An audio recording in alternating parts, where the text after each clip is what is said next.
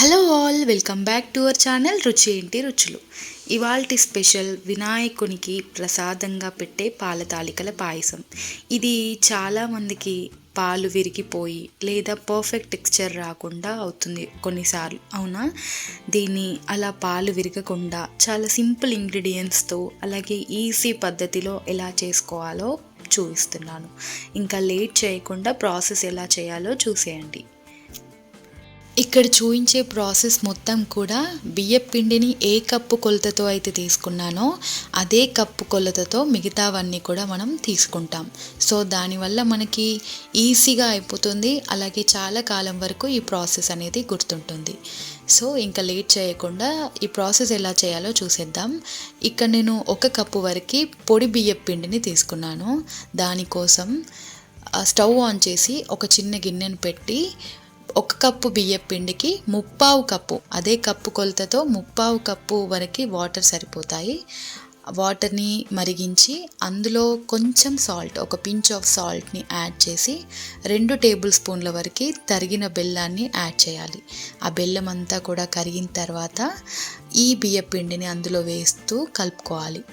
ఇప్పుడు ఇలా కలుపుకున్న ఈ మిశ్రమాన్ని ఒక ప్లేట్లోకి ట్రాన్స్ఫర్ చేసుకొని అందులో 1 టేబుల్ స్పూన్ వరకు నెయ్యిని యాడ్ చేసుకోవాలి. ఇలా యాడ్ చేసుకొని ఆ బియ్యపు పిండిని అంతా కూడా మంచిగా ప్రెస్ చేస్తూ కలుపుకోవాలి. వీడియో క్లిప్లో చూపిస్తున్నట్టుగా ఆ బియ్యపు పిండి అంతా కూడా మంచిగా ప్రెస్ చేస్తూ కలుపుకోవాలి.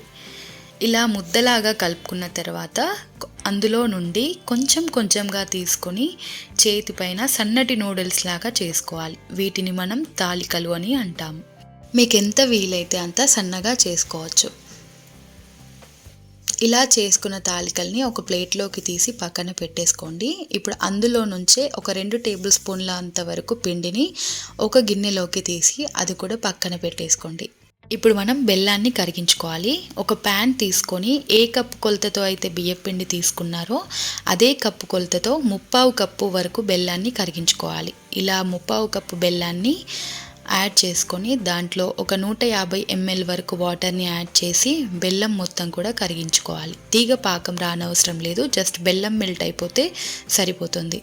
ఇలా కరిగించుకున్న బెల్లం మిశ్రమాన్ని పక్కన పెట్టేసుకోండి. ఇది పూర్తిగా చల్లారాలి. ఇప్పుడు మందంగా అలాగే వెడల్పుగా ఉన్న కడాయిని స్టవ్ పైన పెట్టి 2 కప్పుల చిక్కటి పాలు, 1 కప్పు వరకు వాటర్ని యాడ్ చేసి పాలనంతా మరిగించుకోవాలి. ఇలా మరిగిన పాలల్లోకి తాలికలు వేసుకోవాలి. వేసిన వెంటనే కలపకుండా జస్ట్ అవి మునిగేలా గరిటెతో తిప్పాలి. మూత పెట్టి ఒక 5 నుండి 10 నిమిషాలు లో ఫ్లేమ్లో కుక్ చేసుకొని ఆ తర్వాత మూత తీసాక పాల తాలికలు ఉడికాయో లేదో ఒక తాలికని తీసుకొని టెస్ట్ చేసుకోవాలి. ఇలా స్పూన్తో బ్రేక్ చేయగానే ఈజీగా బ్రేక్ అయిపోతే తాలికలు ఉడికిపోయినట్టే. ఇప్పుడు అందులోకి పాయసం చిక్కదనం కోసం ఇప్పుడు ముందుగా రెడీ పెట్టుకున్న ఆ బియ్యపు పిండి మిశ్రమంలోకి కొంచెం వాటర్ యాడ్ చేసి చిక్కని పేస్ట్ లాగా తయారు చేసుకొని ఇందులోకి యాడ్ చేసుకోవాలి. ఇలా యాడ్ చేసుకొని మీడియం ఫ్లేమ్లో కుక్ చేసుకుంటే 10 నిమిషాలకి ఈ పాయసం అంతా కూడా చిక్కబడడం స్టార్ట్ అయిపోతుంది.